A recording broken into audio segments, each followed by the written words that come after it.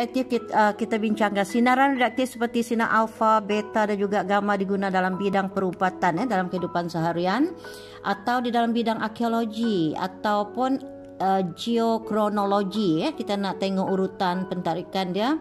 Menggunakan karbon dioksida dalam udara terdiri pada karbon yang dipanggil C12 yang stabil, kemudian ada pula karbon C14 yang radioaktif. Jadi oleh sebab karbon dioksida diserap dan dibebaskan oleh badan organisma yang hidup, maka peratus karbon 14 dalam tisu organisma tidak berubah. Ekologi atau kronologi.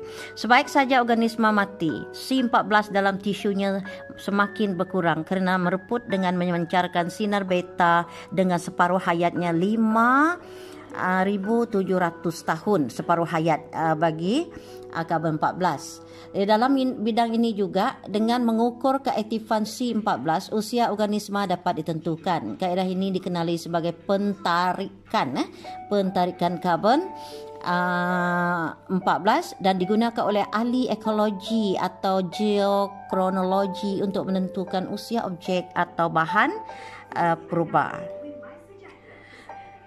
Kemudian dalam kawalan kepingan logam, dalam bidang perindustrian, alat kawalan ketebalan berfungsi untuk mengawal ketebalan kepingan logam di dalam kilang. Kemudian kepingan logam dilalukan di antara sumber tenaga beta dengan alat pengesan sinar beta. Jika alat pengesan sinar beta mengesan terlalu banyak sinar beta, kepingan logam yang disemak adalah terlalu nipis. Kemudian dalam bidang pertanian.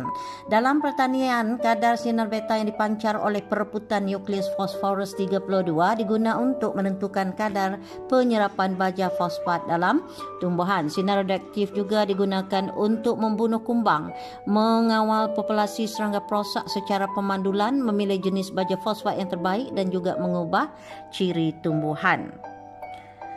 Dalam pertahanan, kalau perhatikan anak yang dilahirkan cacat, bahan radioaktif boleh digunakan dalam bidang pertahanan seperti bom nuklear. Selain haba, sinaran radioaktif yang dibebaskan dalam letupan bom nuklear memusnahkan hampir semua hidupan termasuk manusia dan kesannya wujud dalam bentuk beberapa generasi. Jadi kecacatan ini diturunkan dari satu generasi ke satu generasi yang lain. Dalam proses pengawetan makanan, logo Radura digunakan untuk melabelkan makanan yang diawet dengan sinar radioaktif seperti sinar gamma. Sinar gamma digunakan dalam pengawetan makanan.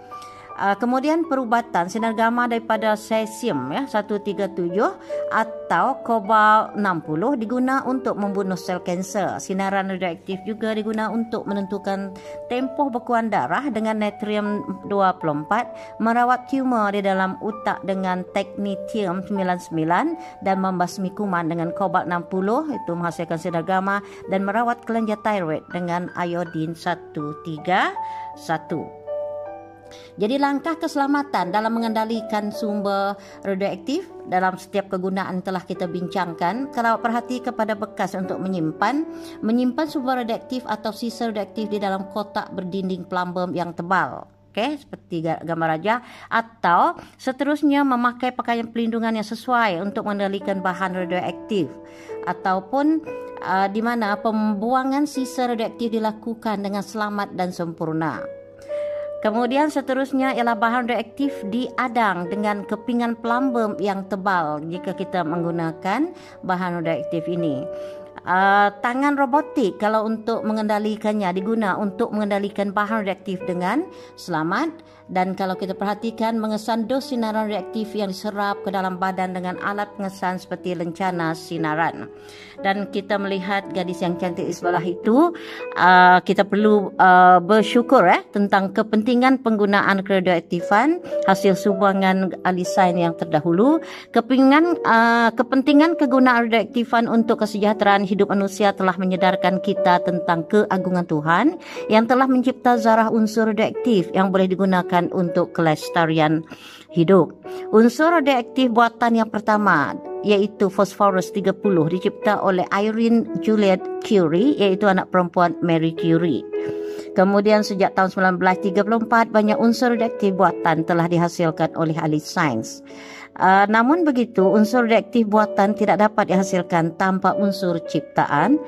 Tuhan. Jadi itulah dia tajuk bab 8 dan kita telah tamat untuk bab ini.